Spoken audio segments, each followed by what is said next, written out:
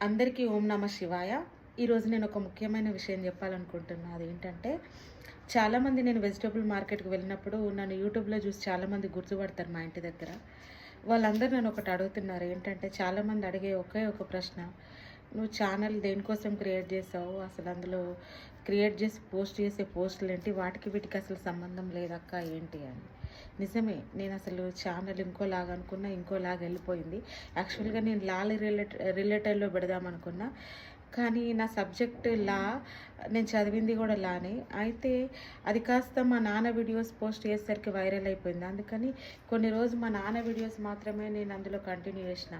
ఆ తర్వాత మళ్ళీ మా నాన్న చనిపోయారు. చనిపోయాక ఒక 3, 4 మంత్స్ నుంచి నేనసలు పోస్టులే పెట్టట్లేదు. అసలు వీడియోస్ గానీ, షార్ట్స్ గానీ అసలు అప్లోడ్ చేయట్లేదు, ఎలాంటి రీల్స్. ఎందుకంటే నేను సైకలాజికల్‌గా, ఆయన మెంటల్లీ కూడా కొంచెం డిస్టర్బ్ అయిపోయినా. దానివల్ల నేను ఎందుకంటే ఎంతో ఇష్టమైన మా నాన్న లేకపోయేసరికి నేను ఆ బాధను తట్టుకోలేక వీడియోస్ అయితే వెంటనే పోస్ట్ చేయలేకపోయినా. దానికోసమే లేట్ అయితే జరిగింది. అయితే ముఖ్యంగా నేను చెప్పాలనుకున్న విషయం ఏంటంటే, ఒక్క వైపు నుంచి ఇంకో వైపు ఎగ్దమ్ అంటే కంప్లీట్‌లీ క్వైట్ ఆపోజిట్ ఎందుకు మారిపోయినా అంటే, అసలు డివోటీ ఆఫ్ లార్డ్ శివ ఎందుకయింది, నేను శివభక్తురాలిని ఎందుకైనా అంటే, చిన్నగున్నప్పటి నుంచే నాకు శివుడంటే చాలా ఇష్టం. నేను శివుడికి చాలా పూజలు చేసేదాన్ని, భక్తితో చేసేదాన్ని, చాలా ప్రేమతో ప్రాణం పెట్టి శివుడిని పూజించేదాన్ని. ఎందుకంటే అతడే నా ఆత్మ, అంతరాత్మ అని నాకు చిన్నగున్నప్పటి నుంచే తెలుసు. అందుకని చేసి ఫాస్టింగ్ లాంటివి అయితే ఏం లేదు. 3 టైమ్స్ తినేదాన్ని. కానీ కాకపోతే శివుడికి పూజ ఎక్కువ చేసేదాన్ని. అయితే కొన్ని రోజుల తర్వాత మా ఇంట్లో కూడా శివుడికి పూజ చేసేవాళ్ళు. మా ఇంట్లో పంచలోహ విగ్రహాలు, వెండివి అట్లా శివలింగాలు ఉంటాయి కదా! అవి మా అమ్మ వాళ్ళ ఇంట్లో ఉండేటివి. వాటికి మా అమ్మ వాళ్ళ ఇంట్లో శివుడికి పట్నం వేసేవాళ్ళు. అంటే శివపార్వతుల కళ్యాణం కూడా శివరాత్రి రోజు చేపించేవాళ్ళు.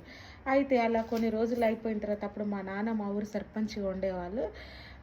మా నాన్న కూడా మంచి దైవభక్తున్న అతనే. అతను రోజు పూజ చేసేవాడు. ఏమైందో తెలీదు. కొన్ని రోజుల తర్వాత సడెన్‌గా మా నాన్న ఏవైతే దేవతామూర్తుల విగ్రహాలు, లింగ రూపంలో ఉండే విగ్రహాలు ఏవైతే ఉన్నాయో, మా ఇంట్లో ఎవ్వరిని, మా అమ్మని గానీ, ఇంకా మా వాళ్ళందరిని ఎందుకు బయటకు రావాలని ఏం చెప్పడం. మా ఇంటి అందరినైతే పూజలు చేయించడానికి మా నాన్న ఒప్పుకోలేదు. ఒప్పుకోకపోగా ఆ శివలింగాలు ఏవైతే ఉన్నాయో అవన్నిటిని తీసుకెళ్ళిపోయి ఒక బురద గుంటలో ఎక్కడేసాడో కూడా మాకు తెలీదు. బురదలో తొక్కేసి వచ్చిండు. తొక్కేసి మంచిగా డ్రింక్ చేసి ఇంటికొచ్చాడు. రాగానే మేమందరం ఏమైంది నాన్న అని అడిగాము. ఎందుకంటే ఆయన ఇంటికి రాగానే ఆయన ముక్కు నుంచి రక్తం అనేది, నోట్ల నుంచి రక్తం వస్తుంది, బ్లడ్ వస్తుంది. ఏమైందో మాకు అర్థం కాలే. ఏమైనా క్యాన్సర్ అలాంటిది ఏమన్నా వచ్చిందా అని చెప్పి మేము చాలా భయపడిపోయినాం. అయితే అడిగాం, నాన్న